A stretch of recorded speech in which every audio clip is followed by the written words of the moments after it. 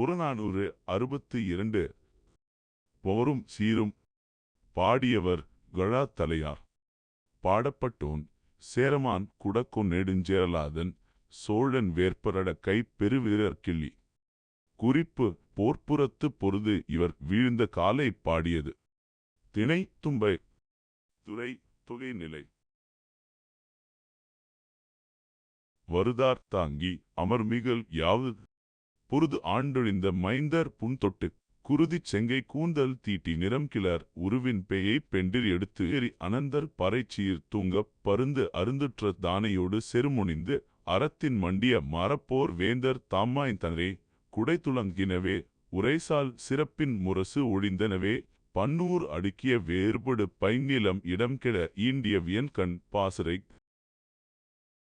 களங்கொளர்க்கு உரியோர் இன்றி திருவர உடன்வீழ்ந்தன்றால் அமரே பெண்டிரும் பாசகு மிசையார் பனிநீர் மூழ்கார் மார்பகம் பொருந்தி ஆங்கமைந்தன்றே வாடாப்பூவின் இமையா நாட்டத்து நாற்ற உணவினோரும் ஆற்ற அரும்பெறல் உலகம் நிறைய விருந்து பெறனரால் பொலிக நும் புகழே.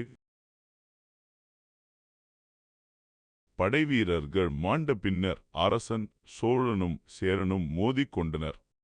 இதற்கு அறப்போர் போர் என்று பெயர். இந்த போரில் இருவரும் போர்க்களத்திலேயே மாண்டனர். இரு பெரு வேந்தரின் குடைகளும் முரசுகளும் போர்க்களத்தில் சாய்ந்து கிடந்தன. பேய்மகளிர் குருதியை வாரி தலையில் பூசிக்கொண்டனர். புண்பட்டுச் சாவோரை தூங்க வைப்பதற்காக அனந்தல் பறை அசாவு மேளம் கொட்டப்பட்டது. போர் மறவர்களின் உடல்களை பருந்துகள் தின்று கொண்டிருந்தன. இறந்தவர்களின் மனைவிமாரும் பச்சை கீரைகளை தின்று கொண்டும் பனிநீரில் குளித்து கொண்டும் கைம்மை கோலம் கொள்ளாமல் கணவருடன் சேர்ந்து மாண்டு விட்டனர். புகழ் பெற்றவர் அடையும் வானுலகத்துக்கு நல்ல விருந்து கிடைத்தது. மாண்டவர் நாடு என்ன ஆவது? மாண்டவர் புகழ் மலரட்டும் என புலவர் வாழ்த்துகிறார். சோழர் கைப்பெரு வீரர் கிள்ளி மற்றும் சேரர் நெடுஞ்சேரலாதன் அறப்போர் செய்து போர்க்களத்தில் வீரச்சாவை தழுவினர்.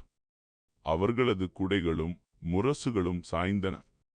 பெண்களும் தங்கள் கணவர்களுக்காக துயரத்தை கடந்து துணிவுடன் நடந்தனர். இறந்த வீரர்களின் புகழால் வானுலகம் பெருமை பெற்றது. புலவர் இந்த மன்னர்களின் வீரத்தையும் அறநெறிகளையும் புகழ்ந்து அவர்களின் புகழ் நிரந்தரமாக நிலைக்கட்டும் என வாழ்த்துகிறார்.